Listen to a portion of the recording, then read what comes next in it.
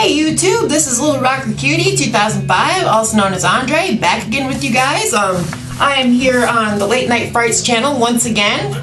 It's the second week of my pre-trial, and we are doing the vampire theme this week. So if you've seen by the title below, you probably know what I'm going to review. But I guess what happened was, like, I know what happened, so I'm kind of rambling here. Sorry guys, but we each picked a different vampire movie for the week, and I haven't seen what everybody else has done. Like, I know there was From Dusk Till Dawn, The Lost Boys, but you know, I've seen a lot of these different vampire movies talked about all the time. You know, From Dusk Till Dawn, Lost Boys, you know, 30 Days of Night, Let Me In. Everybody talks about those, but nobody talks about this one. And of course I'm talking about The Forsaken. This is probably one of my favorite vampire movies. It stars Kurt Smith, Brendan Fair, Isabella Miko, Simon Rex, and you got, what's his name? Jonathan Gage, I think is how it's pronounced. Correct me if I'm wrong, you guys, but Jonathan Gage was actually in That Thing You Do. He was the killer in the Prom Night remake, and actually in this movie, he's the lead vampire, which is really cool. But anyways, your lead character, Sean, played by Kurt Smith, he's going cross country to take a car to Florida for this high profile client or something like that. She's like a really high priced lady, and she's paying him, like, I want to say probably like $2,000 to take this car from California to Florida.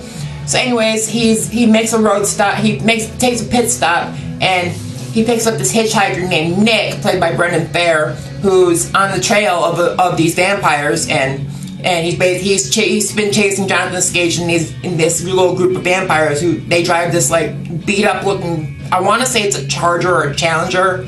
I couldn't really tell you. I mean, I'm not familiar with classic Dodge cars and all that, but even though it's kind of beat up, it's a really cool looking car. But they basically start chasing down this band of vampires, and they make a stop at this, I think it's a motel, and they meet this girl played by Isabella Miko, who some of you guys may know from Coyote Ugly. It's probably the really only high profile thing she's done besides this, but she was a recent victim of a vampire attack, and so they basically take her, and they're trying to protect her from the vampires, of course. And there's a scene where they've got her in the bathtub, and they're filling it full of ice to cool her down because her body's so hot from being bitten. And anyways, she's like screaming out, so Sean, Kurt Smith, he covers her mouth, and she ends up biting him, and he becomes infected with the vampire thing. Well, this movie's basically like a virus, and Brendan Fair, he's basically on a quest to kind of stop it. And since now Kurt Smith, Sean, he's involved, and now they're trying to save Isabella Miko's characters too, and basically they're chasing the vampires down. Simon Rex is like their driver. He's like the one they keep human so they can drive during the day, and they hide in the trunk so they can stay in the dark. But basically there's a scene where they come across the car, and they open up the trunk, and this female vampire pops out, and I think Nick blasts her with a shotgun, and once she gets out in the sun, she just burns up and bursts into flames in this really, really cool effect. But basically you get near the end of the film, and what happens is you have to bury them in you have to destroy them on hallowed ground, kind of like in Nightmare 3, where they had to bury Freddy's remains in hallowed ground, as they say. But they had to find this holy place, and in order to destroy the head vampire, and it's actually sitting on the foot of this old country store. Well, they hide in there, and the lead vampire, Jonathan Gage, he shows up after them, and it's like a really cool standoff between him, Sean, and Nick. And meanwhile, while he's kind of like playing cat and mouse with them, and there's actually a really cool scene where he sings a little bit of Metallica's Enter Sandman, which to me as a rocker is just so cool. But basically, you get to the final showdown between him and Sean and Nick, and they basically kill the lead. They kill the lead vampire, you know, save the day. Isabella Miko, the virus is not out of both her and Sean, so there's a few days where they're in the hospital trying to recover, and Isabella Miko, she ends up going back to her family at the end, and you find Sean hitchhiking down the freeway, and all of a sudden here comes that beat up Charger, and you think for a split second it's another vampire that took the car, but once it pulls up next to Sean and the passenger door opens, you see that it's Nick. He took their car and he's on the trail of them again. And so basically, Sean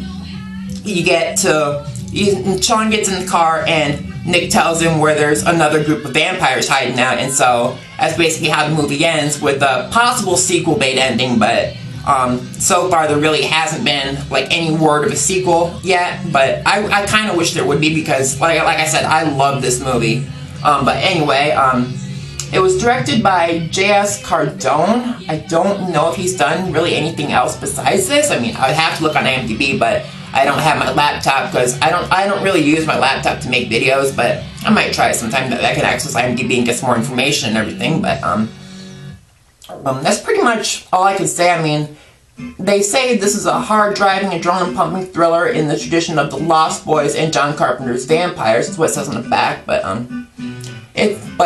like I said, I really enjoy this movie, and I'm surprised that nobody else ever talks about it. But you know, I think I've said pretty much all I can on The Forsaken. I will say, if you haven't seen this movie, give it a rental, pick it up, check it out, do what you gotta do to see this movie, because this is a great, underrated vampire movie.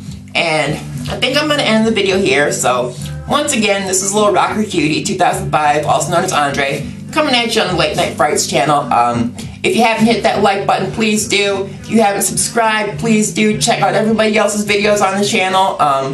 Check out our Facebook page. I'll try and leave a link down below when I'm uploading this. So once again, I'm telling you to enjoy life, enjoy some Skittles, enjoy some Starbursts, in the immortal words of Chris, eat some chicken, peace, love, and music. Forever horror, guys. See you later.